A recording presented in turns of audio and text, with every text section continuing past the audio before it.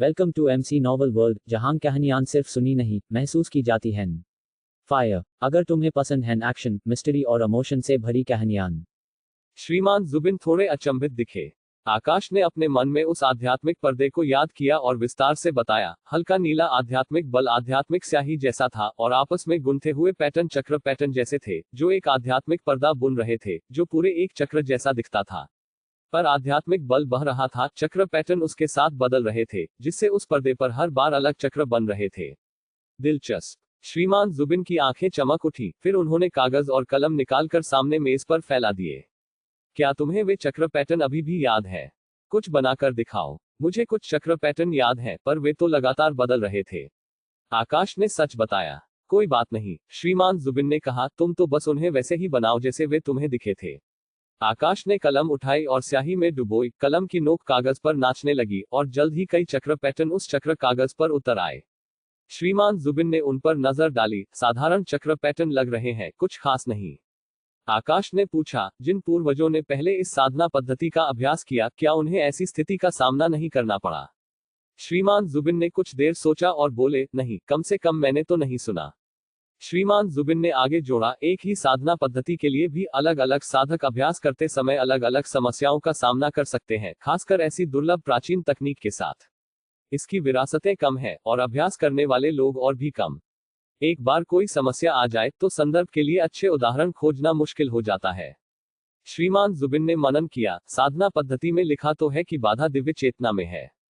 पिछले साधकों को भी दिव्य चेतना के स्तर पर समस्याएं आई होंगी, पर उनकी समस्याएं तुम्हारी समस्या से अलग होंगी, नहीं तो पन्ना पर्ची में इसका उल्लेख होता। यह तो एक पीठ की आंतरिक तकनीकों की विरासत है। पीठ के भीतर के वरिष्ठ लोग रहस्य नहीं रखेंगे और उन्हें सूचित करने में चूक नहीं करेंगे। आकाश ने माथा सिकोड़ा और पूछा, तो श्रीमान, मुझे क्या करना चाहिए? ऐसा लगता है कि मैं अब साधना नहीं कर सकता। श्रीमान जुबिन ने बेफिक्र होकर मुस्कुराते हुए कहा, जब तक बात चक्रों की है तब तक शायद ही कोई समस्या हो। फिर उन्होंने निर्देश दिया, वापस जाओ और उस आध्यात्मिक पर्दे पर दिखाई देने वाले सभी चक्र पैटर्न और चक्रों को लिखो और कल मुझे दिखाओ। ठीक है श्रीमान। आकाश ने राहत की सांस ली, फिर श्रीमान जुबिन की पिछली बात पर सोचा। चक्रों की बात है तो शायद ही कोई समस्या हो। श्रीमान जुबिन की चक्रों में महारत कितनी गहरी थी। क्या वह पहले से ही तृतीय श्रेणी के चक्र गुरु हो सकते थे? एक तृतीय श्रेणी का चक्र गुरु किस तरह के चक्र बना सकता था? आकाश को कुछ ललक महसूस हुई, लेकिन फिर उसने सोचा, भूल जाओ, अभी के लिए इतना ऊंचा लक्ष्य मत रखो। प्रथम श्रेणी का चक्र गुरु बनना भी अभी दूर का लक्ष्य है। आकाश ने अपने विचारों को समेटा, श्रीमान जुबिन के निर्देश को याद किया और घर लौटने के बाद अपनी दिव्य चेतना को चेतना सागर में डुबोकर आध्यात्मिक पर्दे पर चक्र पैटर्न और चक्रों का अवलोकन करने लगा। उसने आध्यात्मिक पर्दे पर काफी चक्र पैटर्न पहचाने, लेकिन अधिकांश चक्र अपरिचित थे और कुछ दुर्लभ पैटर्न एक नजर में याद करना असंभव था। उसके पास कोई और चारा नहीं था, बस उन्हें देखते हुए शिला पर अभ्यास करता और उनमें महारत हासिल करके याद करने के बाद वह अपनी चेतना सागर से बाहर निकलता और चक्र पैटर्न को चक्र कागज पर दर्ज करता। वह दोपहर के 1 बजे तक ऐसा करता रहा। अचानक उसे चक्कर आने लगे, जिससे वह समझ गया कि उसने अपनी दिव्य चेतना का अत्यधिक उपयोग कर लिया है और उसने कुछ देर आराम करने का फैसला किया। जैसे ही उसने अपना मन शांत किया, आकाश को अपने पेट में जोर की भूख महसूस हुई। तब उसे एहसास हुआ कि वह चक्र पैटर्न दर्ज करने में इतना लीन था कि उसने रात का खाना छोड़ दिया था। मेरे माता पिता अब तक सो गए होंगे। आकाश कुछ चिंतित था। मुझे यह भी नहीं पता कि घर में कुछ खाने को है या नहीं। वह खड़ा हुआ और दरवाजा खोलने ही वाला था कि उसे उसके पास एक छोटी मेज मिली, जिस पर कई कटोरे और प्लेटें थी और सबसे ऊपर एक बड़ा कटोरा उल्टा रखा था। आकाश ने उसे उठाया तो उसमें सफेद दलिये का एक छोटा बर्तन, मिश्रित सब्जियों की एक प्लेट, 2 उबले हुए बन और सोया बीफ की एक छोटी डिश मिली। सब्जियां और बीफ ठंडे थे, बन गर्म थे, पर दलिया अभी भी गर्मागर्म था। जरूर यह मेरी माँ होंगी, जिन्हें चिंता हुई होगी कि मैंने खाना नहीं खाया और वे मेरी चक्र की पढ़ाई में खलल नहीं डालना चाहती थी, इसलिए उन्होंने खासकर इसे दरवाजे के पास रखा होगा। और उन्होंने सोने से पहले इसे फिर से गर्म किया होगा, नहीं तो अब तक दलिया ठंडा हो गया होता। आकाश को खुशी महसूस हुई। उसने दलिये का एक घूंट लिया और उसका पूरा शरीर गर्म हो गया।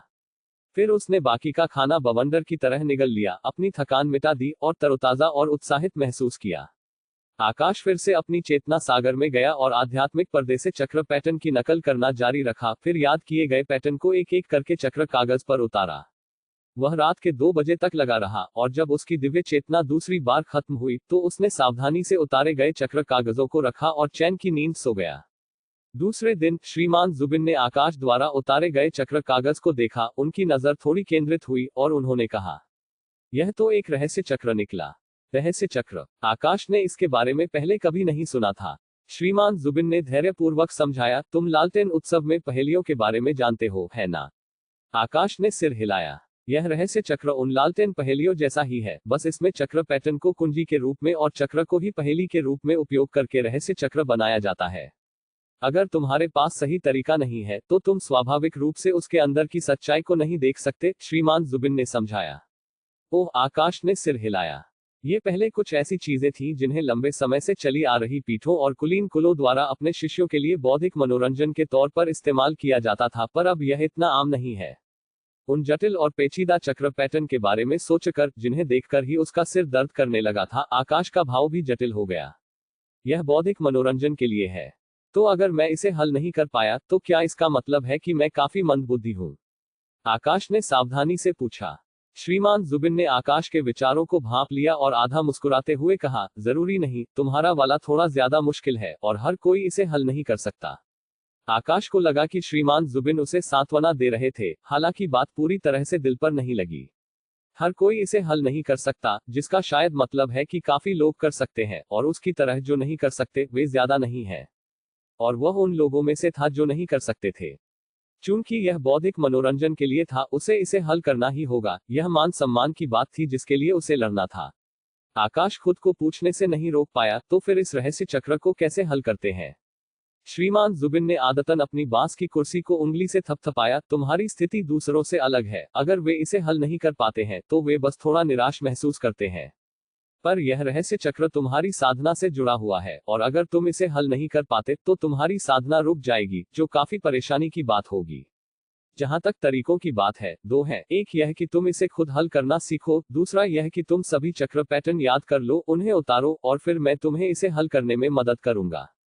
दूसरा तरीका सबसे तेज और सीधा है। आखिरकार साधना एक साधक की नींव है। साधना के बिना सब कुछ कोरी बातें हैं। चक्र गुरु बनने की तो बात ही छोड़ो। पहले तरीके में तुम्हें इसे खुद सीखना होगा, जो चक्रों को सीखने के लिए फायदेमंद है, पर इसमें समय लगेगा और तुम्हारी साधना में देरी होगी। अब चुनाव तुम्हारा है। श्रीमान जुबिन ने अपनी बात खत्म की और रुचिपूर्ण भाव से आकाश को देखने लगे। आकाश थोड़ा बटा हुआ महसूस कर रहा था। एक साधक के लिए रुकी हुई साधना के परिणाम बहुत गंभीर होते थे। उसका अपना साधना स्तर स्वाभाविक रूप से श्वेतकेतु श्वेता भाई बहन और अन्य कुलीन बच्चों से कम था, पर सिद्धेश्वर पीठ नगर में अपने समकालीनों में जो अकेले साधक थे, उनमें वह मुश्किल से ही सर्वश्रेष्ठ माना जाता था, हालांकि सबसे कमजोरों में सबसे अच्छा। अगर उसने अपनी साधना पद्धति में आई बाधा के कारण बहुत ज्यादा समय बर्बाद कर दिया तो उसे डर था कि वह और भी पीछे छूट जाएगा। इस पर विचार करने के बाद आकाश ने तय किया, श्रीमान, मैं पहला विकल्प चुनता हूं। यदि संभव हो तो किसी समस्या को खुद ही हल करना सबसे अच्छा था।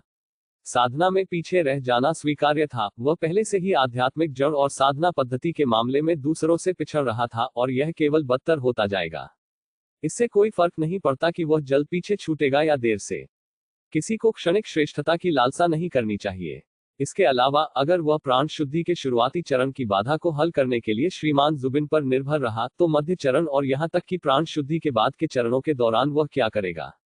श्रीमान जुबिन हमेशा उसके साथ नहीं रह सकते थे और वह तो श्रीमान जुबिन का केवल नाम मात्र का शिष्य था। वह उन्हें हर बात के लिए परेशान नहीं कर सकता था।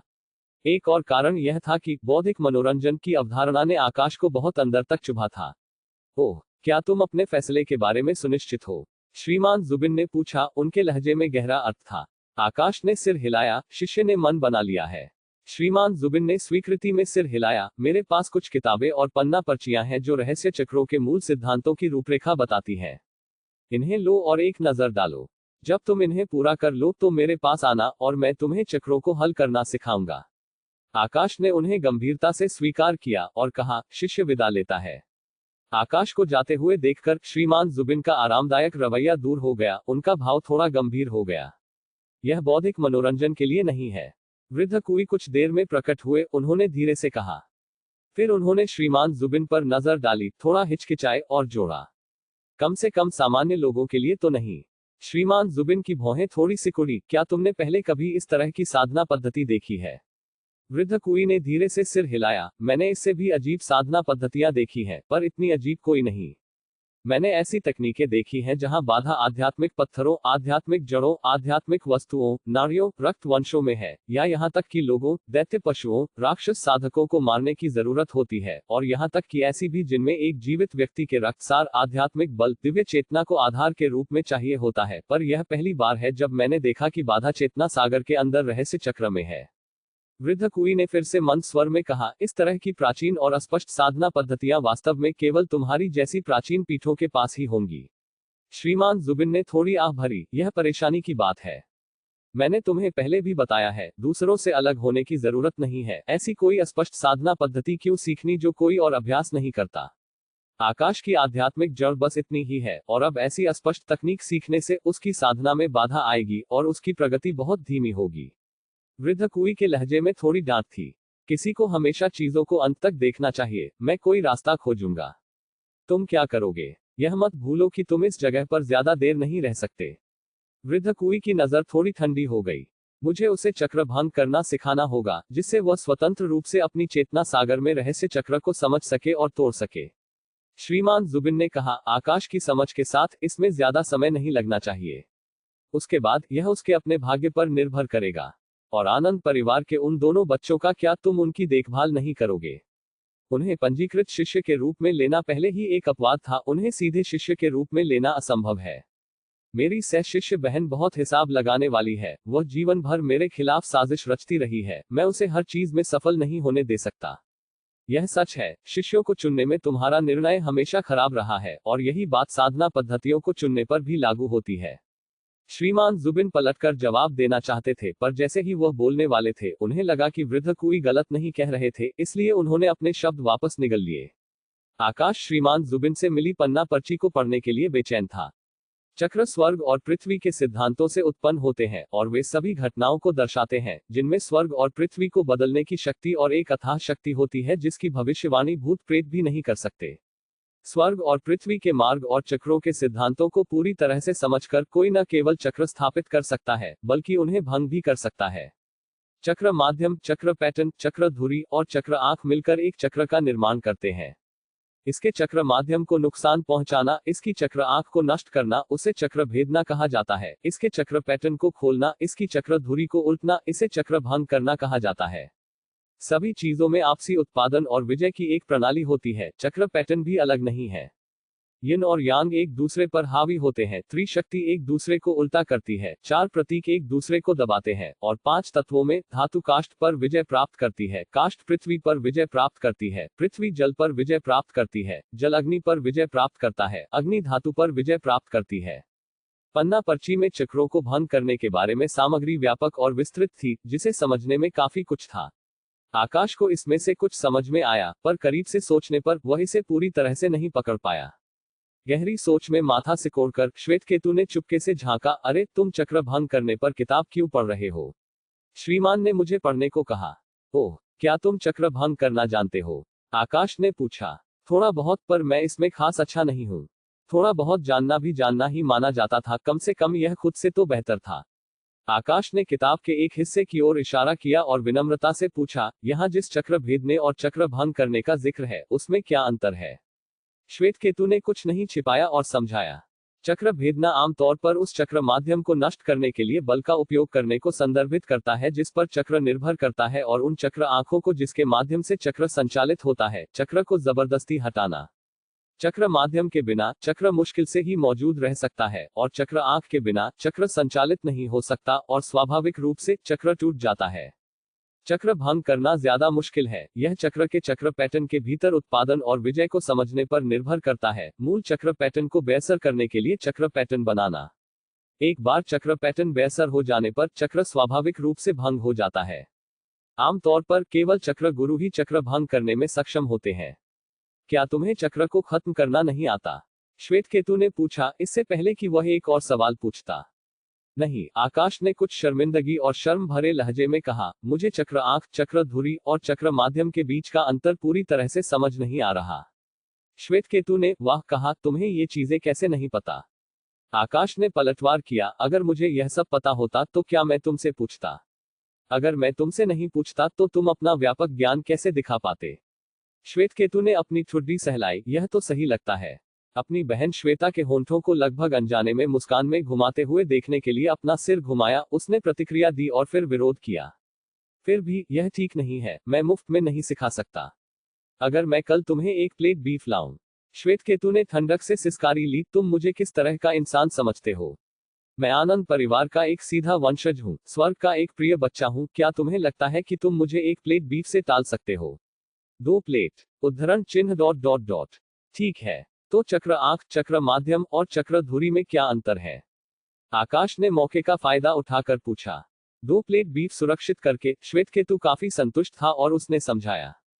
चक्र आंख चक्र के संचालन का केंद्र है, जो चक्र के कार्य के लिए आध्यात्मिक बल प्रदान करती है। आमतौर पर कहा जाए तो एक इकलौते चक्र की चक्र आंख एक आत्मा संग्रह चक्र पैटर्न है, जबकि कई इकलौते चक्रों से बने एक यौगिक चक्र की चक्र आंख एक आत्मा संग्रह व्यू है। चक्र जितना अधिक शक्तिशाली होता है, चक्र आंख को उतने ही अधिक आध्यात्मिक बल की आवश्यकता होती है।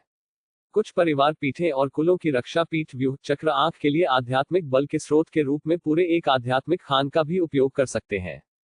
चक्र धुरी एक चक्र का केंद्र है, साथ ही उसका लेआउट भी है। यहाँ कई पेचीदगियां हैं। इसमें आमतौर पर स्वर्ग गोल और पृथ्वी चौकोर, द्विशक्ति और 4 प्रतीक बागुआ स्थानों के सिद्धांत शामिल होते हैं। चक्र पैटर्न की अलग अलग विशेषताओं को सही स्थानों पर बनाना चाहिए, अन्यथा पैटर्न सक्रिय नहीं होंगे। चक्रों के अलग अलग स्कूलों और वंशों में उनकी चक्र धुरियों में भिन्नताएं होती हैं। इसके बारे में बात करना बहुत जटिल है, तुम्हें इस बारे में चिंता करने की जरूरत नहीं है। चक्रों के बारे में हमारी वर्तमान समझ के स्तर पर चक्र धुरी के माध्यम से एक चक्र को खत्म करना असंभव है। चक्र माध्यम एक चक्र के लिए वाहिकाएं हैं, जैसे चक्र कागज, शिलाएं, तांबा, लोहा, पृथ्वी और काष्ठ, जो चक्र पैटर्न को ले जाते हैं। एक बार उन पर एक चक्र बना दिया जाता है तो वे चक्र माध्यम बन जाते हैं। कुछ आध्यात्मिक शिल्पों को भी उन पर चक्र लगाने की आवश्यकता होती है और इस प्रकार उन्हें चक्र माध्यम माना जा सकता है। आकाश को आंशिक रूप से ही आश्वस्त होते हुए देखकर श्वेतकेतु ने एक उदाहरण दिया। सरल शब्दों में कहें तो चक्र आंख हृदय की वाहिकाओं की तरह है, चक्र धुरी मुख्य शिरा है जिसके माध्यम से ऊर्जा और रक्त बहते हैं, और चक्र पैटर्न केशिकाएं हैं। आध्यात्मिक बल चक्र आंख द्वारा आपूर्ति किया जाता है, चक्र धुरी के माध्यम से केंद्र के रूप में प्रवाहित होता है, चक्र पैटर्न में प्रवेश करता है, ठीक उसी तरह जैसे ऊर्जा और रक्त हृदय से शरीर की शिराओं के साथ प्रवाहित होकर पूरे शरीर में संचारित होते हैं। श्वेतकेतु कुछ देर तक बोलता रहा और फिर उसे प्यास लगी। आकाश ने व्यक्तिगत रूप से उसके लिए एक कप चाय डाली। क्या यह लगभग चक्रों का बुनियादी ज्ञान है? आकाश ने संकोच से पूछा। मुझे लगता है कम से कम हमारे आनंद परिवार में चक्र सीखते समय ये सामान्य ज्ञान है, श्वेतकेतु ने थोड़े गर्व के साथ कहा। शुक्र है कि उसने पहले ही पूछ लिया था, क्योंकि इस प्राथमिक जानकारी का उपयोग करके श्रीमान जुबिन से पूछताछ करना आकाश के लिए काफी शर्मनाक होता। मैं तुम्हें कल ओसमंथस वाइन का एक जग लाऊंगा। हम श्वेतकेतु ने उत्साह से सिर हिलाया, स्पष्ट रूप से रोमांचित था। आकाश ने विभिन्न चीजों के बारे में पूछना जारी रखा, जैसे चक्रों को खत्म करने के सामान्य तरीके, उन्हें कैसे तोड़ना है, और चक्र धुरियों से संबंधित विशिष्ट स्कूल, अन्य विषयों के बीच। अनजाने में दिन का उजाला कम होने लगा। आकाश ने श्वेतकेतु और श्वेता को विदा किया, अपना सामान इकट्ठा किया और घर जाने की तैयारी की। आकाश, श्वेतकेतु ने अचानक आकाश को पुकारा, उसका भाव गंभीर था। सबसे जरूरी चीज मत भूलना। क्या? आकाश ने उलझन में उसकी ओर देखा। बीफ मसालेदार होना चाहिए, श्वेतकेतु ने पूरी गंभीरता से कहा।